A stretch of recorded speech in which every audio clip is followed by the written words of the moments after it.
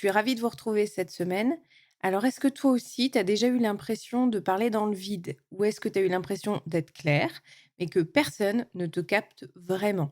Si c'est le cas, alors cet épisode, il est fait pour toi. Je te propose un petit débrief ensemble sur ce qu'on peut ressentir et sur la raison pour laquelle, pourquoi toi, tu te sens incomprise. Juste pour vous présenter, brièvement le sujet, le sentiment d'incompréhension chez les femmes, surtout quand elles prennent soin de tout le monde sauf d'elles-mêmes, c'est un sujet majeur, c'est presque même un sujet de société et c'est quelque chose pour laquelle ça me tenait à cœur de venir vous mettre un épisode un petit peu punchline, cette semaine.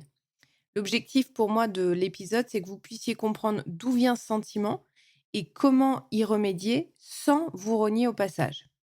Donc déjà, ça veut dire quoi être incomprise? Je vais vous donner des exemples concrets. Par exemple, ça va vous concerner dans la vie personnelle, mais autant dans la vie professionnelle. Quand on est en couple, ça peut donner, quand je parle, j'ai l'impression qu'il écoute, ça, il y a pas de souci, mais qu'il n'entend pas vraiment. C'est souvent ce que je peux entendre, en séance, mais je suis comme vous, toutes, c'est-à-dire que c'est un sentiment que j'ai déjà éprouvé un million de fois aussi et je crois pas connaître vraiment de femmes pour qui ça n'a pas été le cas. Au travail, ça va être un petit peu différent.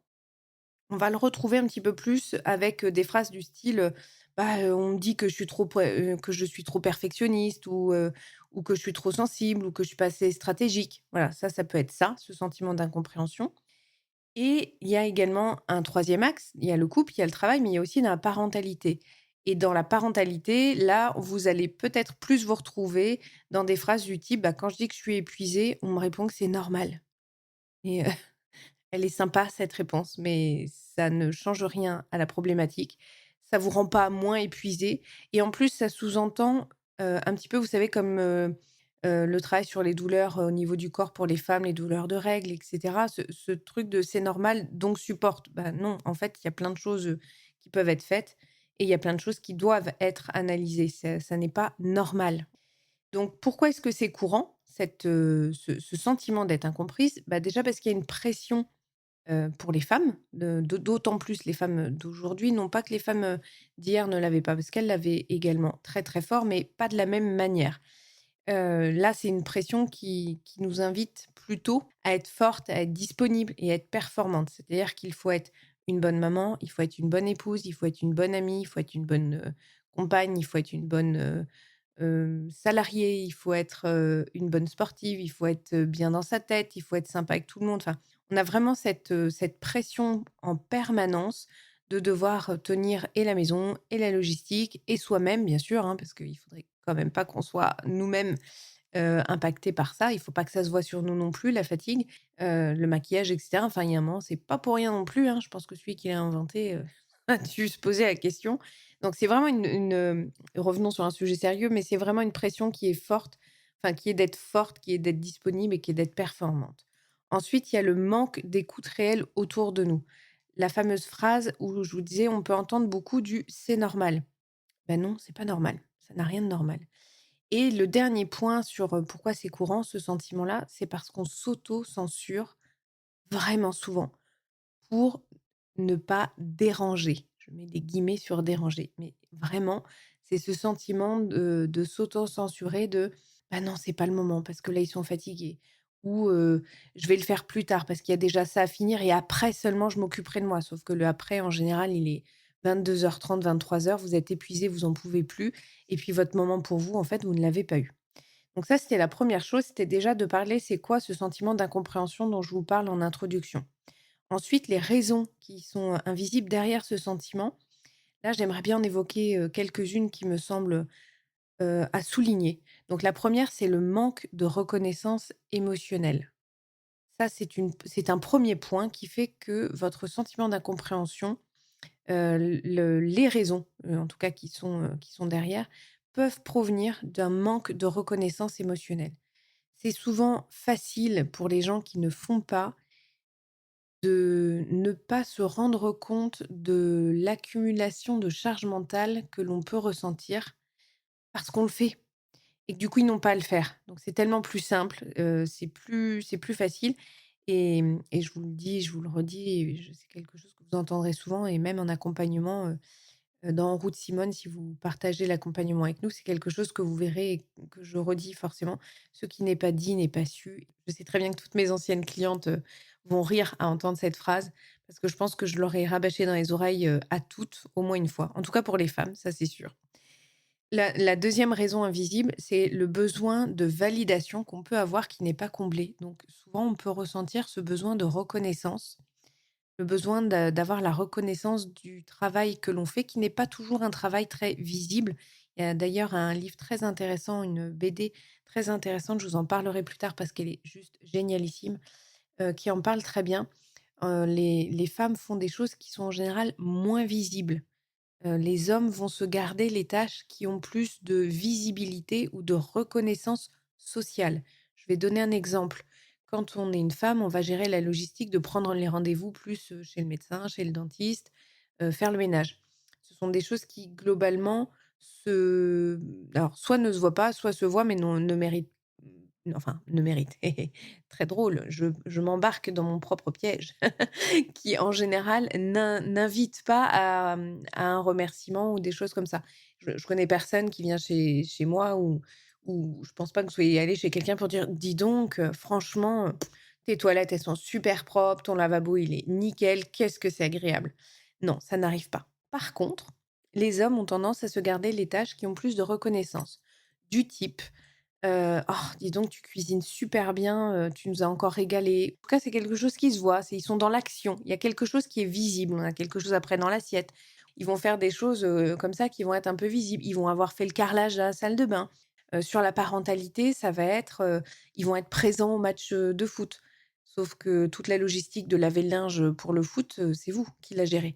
Donc voilà, c'est vous voyez, là, je suis sûre que j'ai donné suffisamment de pistes, d'exemples pour que vous disiez: «Oui, oui, je ça y est, je comprends où est-ce qu'elle veut en venir et je sais, je vois, je suis d'accord». Donc nous, on peut avoir ce sentiment, donc ce besoin de reconnaissance qui n'est pas comblé parce qu'il n'est pas valorisé, il n'est pas mis en avant. Le dernier point, c'est on communique parfois, voire même souvent, sur un besoin qui est caché et c'est pour ça que c'est invisible. C'est-à-dire que quand vous êtes fatigué de faire les choses, on va avoir tendance à avoir la colère qui monte en premier. Donc en fait, on va râler, mais ce qu'on veut fondamentalement, ça n'est pas râler sur le point qu'on vient de souligner à l'instant, c'est être soutenu de manière générale dans la globalité de ce qu'on fait et c'est une énorme différence.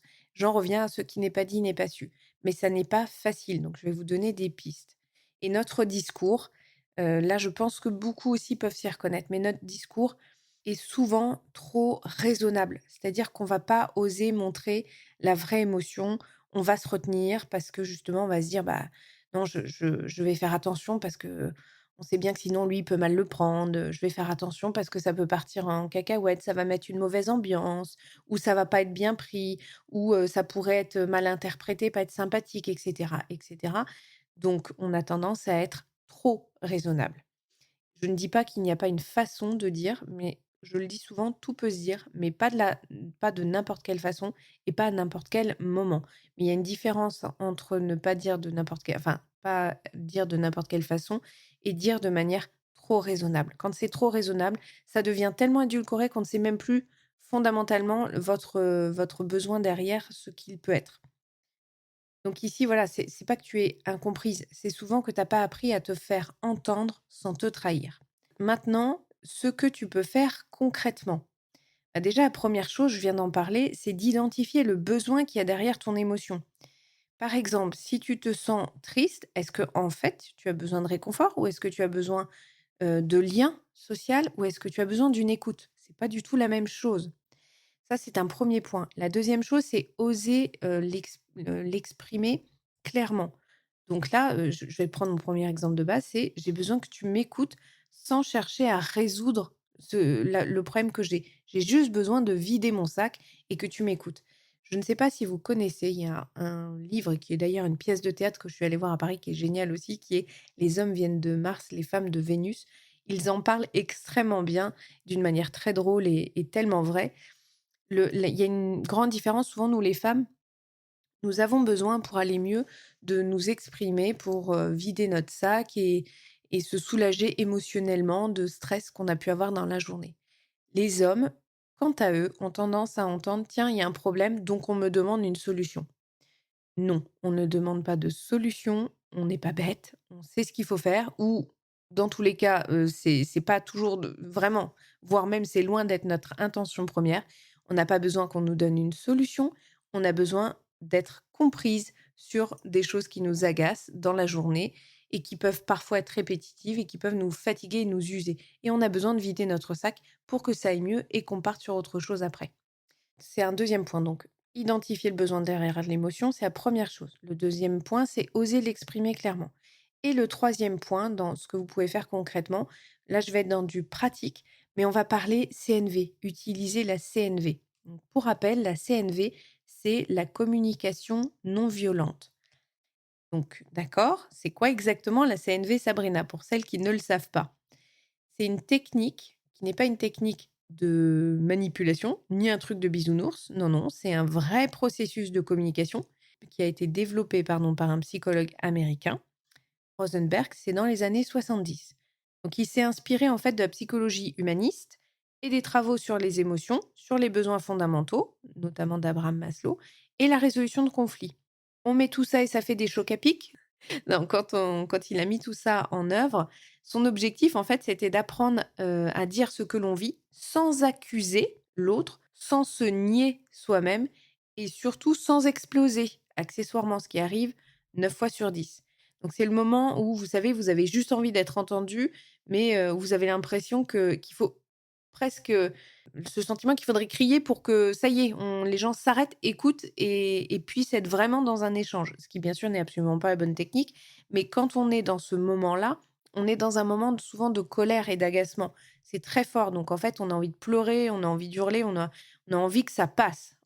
Donc la CNV, de manière synthétique, apprendre à se respecter tout en respectant les autres.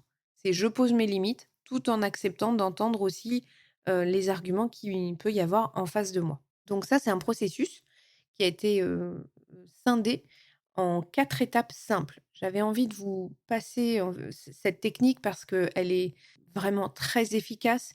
Les gens la savent plus ou moins, mais ne la pratiquent pas. Et c'est une grande différence entre je sais et je pratique. Mais je voulais vous donner quelque chose un peu de mnémotechnique pour que vous puissiez l'utiliser, en tout cas le poser et l'utiliser à votre convenance. Donc, 4 phrases simples à retenir pour vous en souvenir. 1, quand tu fais ça, quand tu fais ta ta ta, et là, on observe les faits, donc sans juger, sans exagérer, donc il y a pas de toujours, de jamais, de non, non, c'est quand tu fais ça et on cite factuellement de quoi est-ce qu'on parle. La deuxième phrase, exprimer ce que tu ressens, donc je ressens ça. Donc qu'est-ce que vous ressentez? Sans accuser l'autre, c'est qu'est-ce que vous ressentez face à la situation. Troisième phrase, c'est j'ai besoin d'eux. Donc, c'est identifier ton besoin profond. Vous savez, je vous l'ai dit tout à l'heure, et c'est pour ça que j'ai commencé par ça. Souvent, on ne dit pas notre réel besoin. On va juste avoir envie de résoudre une situation à un instant T. Et ça nous paraît logique et cohérent que l'autre doit comprendre et doit savoir parce que c'est logique pour nous. Mais non, pas du tout. Donc, en fait, il faut réussir à dire j'ai besoin d'eux. C'est quoi votre vrai besoin derrière, le fameux besoin caché? Et quatrième phrase, donc là, ça va être je te propose ou qu'est-ce que tu me proposes? Donc c'est formuler une demande qui va être claire, qui va être concrète et qui est négociable. La fameuse quatrième phrase, donc je vous invite, si possible, à utiliser le qu'est-ce que tu me proposes, mais dans certaines situations, vous verrez que ça n'est pas possible. Il y a des gens, il faut le temps de travailler un petit peu la communication avec eux. Il faut commencer par qu'est-ce que tu me proposes, enfin, qu'est-ce que tu me proposes, c'est dans l'idéal, pardon, mais ça va être plutôt je te propose. C'est important, vous avez vos 4 phrases. Ce qui est fou déjà de comprendre, c'est que ça fonctionne aussi bien dans votre vie perso que dans votre vie pro. D'où l'utilité totale et concrète de vous en parler dans le podcast En route Simone. Parce qu'en fait, tout le monde a besoin de se sentir compris, tout le monde a besoin de se sentir reconnu et tout le monde a besoin de se sentir respecté. Et quand tu commences à t'exprimer comme ça, les relations, elles changent. Donc, toi aussi, tu changes. Je vais donner deux, trois petites précisions. Quand je dis sur la première phrase, parce que là, j'ai donné du mnémotechnique, je vais juste revenir sur trois petits points. Le premier, c'est, je vous ai dit, le premier, c'est quand tu fais ça et on est factuel. Pourquoi? Parce que quand vous êtes factuel, vous n'êtes pas dans l'émotionnel. Ce qui veut dire que votre phrase, elle est, basée sur des faits qui ne peuvent pas être, modifiés en face ou on ne peut pas vous dire, «Tu Je vais vous donner des exemples juste après. Donc il faut vraiment amener des faits qui ne peuvent pas être, hem, faux, enfin qui doivent être, dans une réalité objective en face de vous. Ensuite, quand je vous ai dit exprimer ce que vous ressentez, oui, parce que ce qui n'est pas dit n'est pas su et ce que vous ressentez face à une situation, ça peut être une autre interprétation et c'est même sûr que ce sera une autre interprétation que quelqu'un en aura. Quelqu'un qui va arriver en retard à un rendez-vous, pour certains, ce retard va être pris comme un manque de respect. Pour d'autres, ça va être même pas quelque chose qui va être analysé parce que eux-mêmes sont peut-être toujours un peu en retard et ils se disent: «Bah, voilà, il est un peu pressé, on n'est pas à la minute, tout va bien». Comme quoi, vous voyez, ça va dépendre de votre éducation, ça va dépendre du prisme de vos vécus, de vos réalités, de votre façon de percevoir la vie, de vos valeurs. Donc c'est important de comprendre qu'il faut indiquer à l'autre, vous, ce que vous associez à ce fait factuel qui vient vous poser une problématique. Identifier le besoin profond, ça permet à l'autre de se rattacher à votre vrai besoin et donc de répondre efficacement à ce que vous avez vraiment besoin. Et le 4e point sur demander une formulation, quand je vous ai dit, essayer dans l'idéal de dire: «Qu'est-ce que tu me proposes?» c'est parce que là encore, les solutions que vous allez amener à un problème ne seront pas les mêmes que quelqu'un d'autre va trouver. Chacun a sa propre solution, chacun a son propre fonctionnement. Pour arriver à l'heure au bureau, certains vont vous dire: «Il faut mettre ton réveil 10 minutes avant», c'est une évidence et d'autres vont vous dire: «Non, il faut que tu prennes, plutôt, le bus d'avant» ou «Il faut que tu prépares tes affaires la veille au soir». En fait, chacun est différent, fonctionne différemment et là encore, vous aurez un résultat bien plus efficace si vous laissez l'opportunité à la personne en face, avec qui vous avez une problématique à résoudre, de lui laisser la liberté de choisir aussi ce qui lui semble être le plus correct pour lui. Après, vous pouvez l'inviter en lui donnant une ou 2, 3 suggestions pour, l'amener dans cette réflexion personnelle. Voilà, ça c'était des petits points que je voulais donner. Maintenant, je vais vous donner un exemple et comme je vous ai dit, ce qui est génial, c'est que ça fonctionne dans la vie perso, mais ça fonctionne aussi dans la vie pro et c'est toujours bien d'illustrer avec un exemple pour que vous puissiez voir ce que ça donne un petit peu grandeur nature. Donc, un exemple qu'on connaît toutes, quand tu es à la maison, tu as pensé à prendre le rendez-vous chez le dentiste, tu as pensé à faire les courses, tu as pensé à caler la visite chez mamie dimanche et à acheter le cadeau pour l'anniversaire du petit voisin. Donc, quand on parle, on te dit: «Mais fallait me le dire». On l'a toute cette phrase. Donc résultat, tu es un petit peu au bord de l'implosion, ça c'est la réalité et d'une jolie façon, je peux vous dire: «Bah, tu te sens incomprise et tu te sens pas soutenue». Maintenant, factuellement, c'est vous avez envie d'exploser quand on vous dit ça et c'est tout à fait normal. Donc voilà ce que ça pourrait donner si j'utilise la CNV, la méthode que je viens de vous inviter à découvrir. Voilà comment est-ce que vous pouvez poser vos limites sans crier. J'ai remarqué que ces dernières semaines, c'est moi qui gère toute seule les plannings, les rendez-vous et les anniversaires. Je me sens fatiguée un petit peu seule là-dedans. J'ai besoin de me sentir soutenue et de partager cette charge mentale. Est-ce que tu serais OK pour qu'on se pose 15 minutes dimanche soir pour tout organiser ensemble? La différence, c'est que déjà, là, je vous le fais en bref, en rapide et de façon synthétique, on est d'accord. Mais il faut que je vous donne des exemples, pour que vous puissiez bien voir chaque partie et pouvoir vous les approprier. Mais là, on voit bien qu'on râle pas, on s'exprime. On n'est pas dans une recherche de s'énerver pour vider son énervement sur l'autre. On est dans une recherche de trouver une solution. Ce point de départ fait toute la différence. On est en recherche de solution. Et là, la réaction en face, elle change du tout au tout, puisque vous n'êtes pas en train de l'agresser parce que ça vous fatigue et que ça vous saoule et que vous faites tout et qu'il fait rien, où là, il va se sentir tout de suite agressé et il va prendre 3 solutions au choix, la fuite, l'attaque ou la défense. Donc enfin, l'immobilisme, c'est moi j'aime bien je la dis régulièrement en séance, c'est ce que j'appelle la technique du lapin avec les pleins phares. Ça peut donner, quand on est sur, ce type d'exemple, ça peut donner un: «Oh tu quand même, c'est pas à chaque fois que tu le fais et ça m'arrive de prendre des rendez-vous». Une autre technique, ça va être, «Tu quand même, c'est pas comme si, je faisais rien dans la maison» ou alors il va y avoir, la personne qui aussi, va prendre, va vous écouter, va plus rien dire et puis le fameux moment où vous êtes là: «Mais bouge, réponds, fais quelque chose!» Voilà, c'est je suis sûre que vous allez vous reconnaître dans un des exemples que j'ai cités. Je les ai faits volontairement, simples, mais c'est pour que vous puissiez toutes vous approprier ces notions. Maintenant, je vous ai dit, ça fonctionne dans la vie personnelle, ça fonctionne aussi dans la vie professionnelle. Donc, je vous donne un exemple. Donc, exemple concret, vie professionnelle. Imagine, tu es au boulot, c'est toujours toi qui t'occupes du planning d'équipe. Tu gères les absences, tu relances les gens, tu fais tourner la machine et personne ne te remercie et pire, personne ne t'aide. Parce que c'est tellement facile puisque tu le fais si bien, n'est-ce pas? Un jour, t'exploses et là, tu vas dire un truc. Alors, professionnellement, en général, ça va être plutôt du bah franchement, j'en ai marre, c'est moi qui fais tout ici, personne s'en rend compte. Et là, on te sort le fameux bah, fallait demander. Voilà. Je pense que cette phrase-là, elle arrive très régulièrement, professionnellement aussi. Donc là, je te propose une autre façon de dire les choses. Le petit outil CNV, on le réutilise et là, on regarde ce que ça peut donner. Là, ça peut donner, ben, comme je vous dis, alors on commence sur des faits, il faut être factuel. Quelque chose qui n'est pas, sur lequel on ne peut pas dire que c'est faux. Donc depuis 3 semaines, je suis la seule à mettre à jour le planning et à gérer toutes les urgences. Je me sens épuisée et je me sens seule dans cette charge-là. J'aurais besoin que ce soit partagé et que ce soit aussi reconnu par l'équipe, s'il vous plaît. Donc est-ce qu'on peut se caler 15 minutes les lundis matins pour faire le point et se répartir ces tâches ensemble? Là encore, c'est clair, c'est posé et là, tu parles de toi. Tu parles pas des autres, tu parles de toi. Quel est ton besoin à toi? Dernier point, c'est toujours de s'entourer de personnes qui t'écoutent vraiment et toi, tu pourras donc commencer à t'écouter aussi. Donc là, je vous ai donné un outil, qui fonctionne très bien, qui s'appelle donc la CNV, qui est pour moi l'outil le plus simple à prendre en main et le plus efficace. Mais simple ne veut pas dire facile. Quand vous prenez, en main la CNV, je vous invite vraiment à le faire avec des toutes petites choses qui vous agacent au démarrage.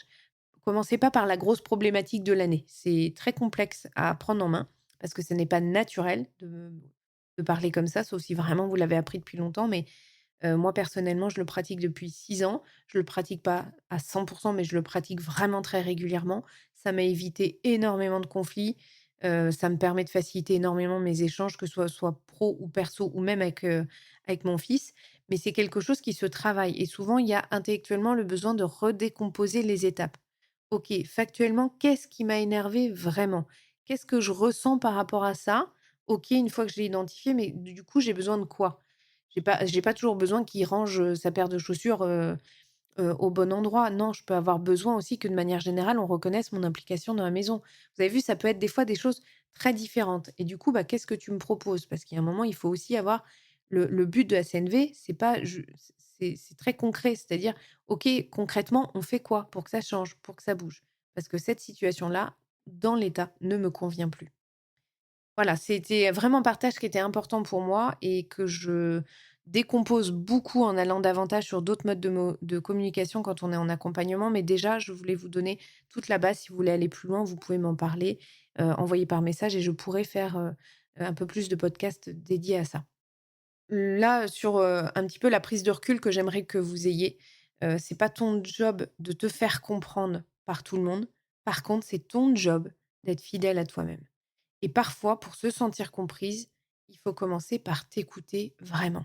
Femme a tendance à ne pas faire ou peut faire, ou en tout cas, elle le fait, mais c'est souvent très étouffé parce que c'est en dessous des besoins de la famille, c'est en dessous des besoins des enfants, c'est en dessous du besoin du boulot. Et du coup, il reste plus qu'une toute petite voix. Donc vraiment, je t'invite à commencer par t'écouter sincèrement. Vous savez, j'aime bien en conclusion vous donner un petit challenge, un petit défi. Ici, là, pour, résumer un petit peu ce podcast que j'avais vraiment à cœur de vous faire, c'est de vous dire: «Bah, tu pas trop et tu pas incomprise, tu as juste peut-être pas encore entendu comme tu en as besoin». Ça, c'est vraiment une petite phrase que j'avais envie de vous partager. C'est important de ne pas culpabiliser et de comprendre qu'on est plus ou moins toutes pareilles. Ce sont des situations, vécues personnellement, qui sont vécues par toutes les personnes que j'accompagne, mais clairement d'une façon beaucoup plus importante et impactante pour les femmes. Donc vous n'êtes pas seule dans cette problématique et c'est quelque chose qui peut vraiment se décomposer et se retravailler et bouger et être modifié dans votre vie de tous les jours. Le petit défi de la semaine, bah, je vais vous demander de poser du coup par écrit, j'ai bien dit par écrit, hein, une situation où tu ressens que ça coince, où ça te tiraille, où ça t'agace et tu tentes de simuler avec la méthode de l'épisode que je viens de te partager, la façon dont tu pourrais le dire à la, à la mode CNV, voilà, on va le dire comme ça, comme une petite recette de cuisine. Tu le fais, mais sur une situation qui est très simple, assez light et accessible. Comme je vous ai dit, on commence pas par gravir la grande montagne, on commence déjà par faire la petite vallée en face de soi. Donc maintenant, bah, je t'invite à partager l'épisode avec une amie qui se sent comme ça, parce que je pense que, comme je vous ai dit, nous sommes plus ou moins toutes concernées. Donc n'hésite pas à partager cet épisode avec quelqu'un qui ressent la même chose que toi, ou pour laquelle tu sais qui est particulièrement embourbée dans ce style de communication très contraignante et qui est très physiquement, qui épuise et qui vide au fur et à mesure. Et puis, bah, je t'invite à nous laisser un petit commentaire si tu as envie, que j'aille un petit peu plus loin sur ces notions et si ça a résonné avec toi. Je vous souhaite à toutes une très belle semaine. Ciao.